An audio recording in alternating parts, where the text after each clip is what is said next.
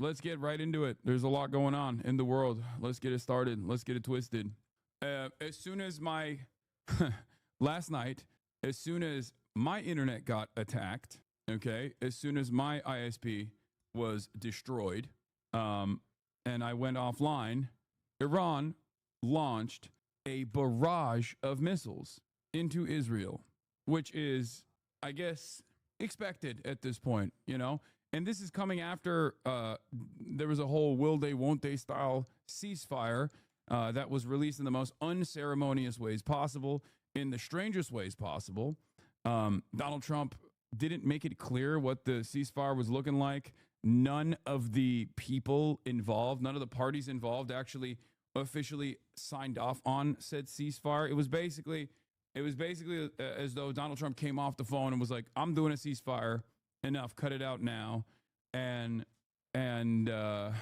then I guess it happened, kind of like a couple hours after that initial tweet, like an hour later. The Iranian government kept saying, no, we didn't get a ceasefire proposal at all. But then they were like, just kidding, we did get one. And if Israel stops striking right now, then we'll stop retaliating as well. But then Iran seemingly had one last salvo remaining, which they ended up sending Israel's way. This was a very deadly attack. This was one of the deadliest attacks for Israel. 5 people died in the process. And then Israel obviously was not going to take that. And they apparently sent airplanes in the direction, like bombing planes in the direction of Iran. And then Trump was like freaking the out over it and tweeting and complaining about Israel, saying like, you better not do this. You better not do this. And Israel did get one. No, baba ne yapıyorsun? Baba eyvah. Dikkat et. Ne o? Okay, tamam, evet. İstiyorsan onu ver. Tamam, evet. Tamam. My dad almost broke the... Oh, my whole family loves coming over here as soon as I start streaming. It's like, this is the opportunity, you know what I mean? This is the time to really ask a couple important questions. Baba sıkamıyorsan ben yaparım. Okay.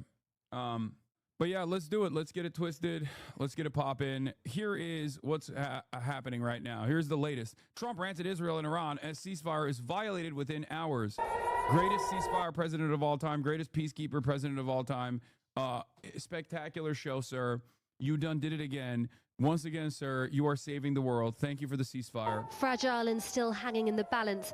A furious Donald Trump today said the ceasefire he declared official at 6 a.m. this morning has been violated by both Iran and Israel. But in comments to reporters, he reserved his harshest criticism for Israel, closing them with an expletive. You know, when I say, okay, now you have 12 hours, you don't go out in the first hour and just drop everything you have on them. So I'm not happy with them. I'm not happy with Iran either. But I'm really unhappy if Israel's going out this morning because of one... That was crazy. I mean, he just straight up... he just straight up gave a play-by-play. Okay? And by the way, trigger warning, guys. The president is about to be a meanie, okay? I'm just letting y'all know. Get ready. He's about to say a bad word. Rocket that didn't land, that was shot, perhaps by mistake, that didn't land. I'm not happy about that. We basically have 2 countries that have been fighting so long and so hard that they don't know what the they're doing. Do you understand? Oh, that's so funny. In the past, what just took place right here would be like major news. It would be major news. It would drive discourse for months. But of course, in the past, I don't think that there would be a situation where the American president decides that there is a ceasefire going on after after bombing Iran, a sovereign nation, okay? Bombing Iran, a sovereign nation, and then claiming that there's a ceasefire on his own social media application that he had to create because he was banned off of Twitter. Evet, lütfen. Bilmiyorum baba, önemli değil. Açsa yediririm ondan sonra. Boş ver sen, tamam. Sen kendi takıl kafana göre. The comments removing the blue check marks are amazing. Anthony Blinken, some thoughts on the strikes against Iran's nuclear program? Opinion, Iran's diplomacy failed. I hope his airstrike succeeds. Yeah, interesting. Interesting that Twitter liberals are fighting this battle for no reason, it seems. Twitter liberals are living in this like fantasy world where they think like the Democratic Party is actually super against going to war with Iran. And every Democrat that has said anything about this in a position of power has basically reiterated their commitment to bombing Iran over and over again. Like they just keep saying over and over again, like, no, we love to bomb Iran. We wish we were doing it. We wish you asked us before you bombed Iran. Why didn't you invite us to bomb Iran? I love bombing Iran. Can we bomb Iran tonight, Queen? And then Twitter liberals are like, Kamala Harris would never bomb Iran. It's like, okay, well, I guess every single other Democrat was down to do it, but not Kamala, even though she's also noticeably absent from the conversation. It's not like she's dead. You know, why is she not saying, hey, I, Kamala Harris, would not have bombed Iran if I was president? Because it would be a great opportunity for her to say, you know, that that this is ridiculous and up. Like, I want her to say that. You know what I mean? I don't even believe her, but I want her to say it at least. In any case, we'll get to that in a little bit, obviously. We'll get to that in a little bit. So Donald Trump is, because the ceasefire basically was the shortest lived ceasefire of all time, I think. Iran did the Israel method in both its targeting, in both its impact sites, which, you know, had a bunch of civilians in the residential buildings that they hit, but also pulled an Israel method where they also sent like a final barrage, a big volley at the end, right? And one of the last missiles that they sent was past the point of the ceasefire.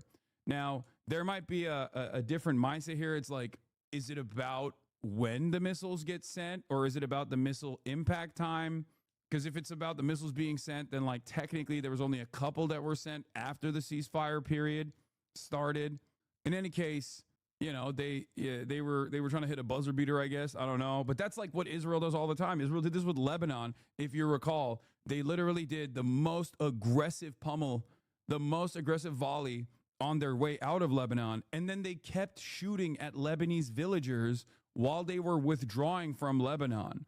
So obviously that's not, you know, that's yet again Iran behaving a little bit to the fractionally as bad as Israel behaves with regular frequency. And then, of course, everyone that defends Israel loses their mind whenever another country does Israel, even if it's like marginally, even if it's like almost a fraction of the harm that Israel does with regular frequency. But here it is. Let's continue. It was late last night that Trump in his trademark capitals posted, "Congratulations to everyone. There will be a complete and total ceasefire. An official end to the 12-day war will be saluted by the world." But there was still time for both sides to launch a last volley of attacks. It's so that the 12-day war thing is so Trump. That is so Trump. Like, you know, you have the famous 6-day war, and he wants to like trademark it, right? Like he wants to be the guy. He wants to be the guy who like trademarks something like that, and it will be remembered in like history books or whatever. And that's precisely the reason why it's like he does not, like, even if he doesn't care whether or not the ceasefire is violated or whether or not like Israel continues bombing Iran or whatever. Obviously, he cares as far as like it makes him look bad. But I'm not joking when I say this. I feel like his real anger and resentment stems from this potentially not being a 12-day war, but a 13-day one. Okay? Like he wants the marketing to be the 12-day war, double the amount of the 6-day war. So when they like, if they continue fighting back and forth, well, he already trademarked it as the 12-day war. What do you mean? That's an extra day. We can't have it be the 13-day war because Trump already said 12-day war. He already promised maximum peace, permanent peace. Like, you guys are ruining it. You guys are the bag up for him. Like, he had a whole initiative behind this. Like, he had a whole marketing team behind it. Like, he's like, what are we gonna do? Send these hats and T-shirts to Africa, like the losing NBA team? You know what I mean? Like, we already made the merch, dog. You can't make it 12 and a half days of war. We made the merch. We had it ready to go. What do you mean? We have to go back now and reprint? We can't do that. He's so petty and such a diva. I, for one, totally believe this. I think that is definitely a a primary interest here. That for sure is a primary focus here. Osita says, despite the best efforts of his advisors and donors, Trump simply does not have. This is one of the best takes, by the way. I love Osita. Brilliant guy. I had a take on this as well, but like I think Osita's take on this was so perfect. Like the whole thing and the anger thing. Despite the best efforts of his advisors and donors, Trump simply does not have the political discipline to maintain the pretense that Israelis are rational and reasonable actors. Signs of his political inexperience. He seems genuinely upset here. What is this? It's theater response to everything. Theater for who? For what? Who comes out looking good with more power? Trump, the Israelis?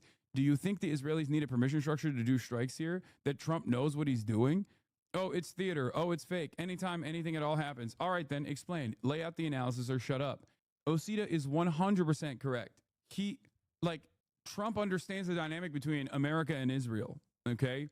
And he doesn't like it when Israel actually steps out of line. Under normal circumstances, because the whole Israeli indifference or Israeli arrogance is supposed to be priced in to the American foreign policy interests, Joe Biden doesn't run into this problem where he's like openly disturbed and openly resentful about, Benjamin Netanyahu violating yet another red line. Okay. Donald Trump, on the other hand, doesn't have that same acumen and have that experience politically to turn around and just quietly say, oh, we're going to show Benjamin Netanyahu what's what. Like, this is a real moment of anger. This is one of the only times I've seen Donald Trump actually off. Political inexperience. The man has been in politics officially for a decade. It's just his character, not experience. Chatter. 1 decade in politics is political inexperience. Joe Biden was a senator and then the vice president and then the president for a career that spanned for 60 years. What are you talking about? A decade is nothing. Yeah, Joe Biden was in there for almost half a century plus. So, but yeah, my take on it also was this. I said, once again, one phone call is all it takes. And if it doesn't work, weapons embargo. And if that doesn't work, sanctions. And if all of that doesn't work, military invasion. This is why it'll never go beyond the phone call. Because Donald Trump was tweeting a storm earlier when Israel was very angry and wanted revenge for this. Okay, because this was Israel receiving a little bit of Israel style behavior. Okay, and only Israel gets to do Israel in the region. No other country gets to do Israel to Israel. That is completely not allowed. That's not in the books. You can't do that.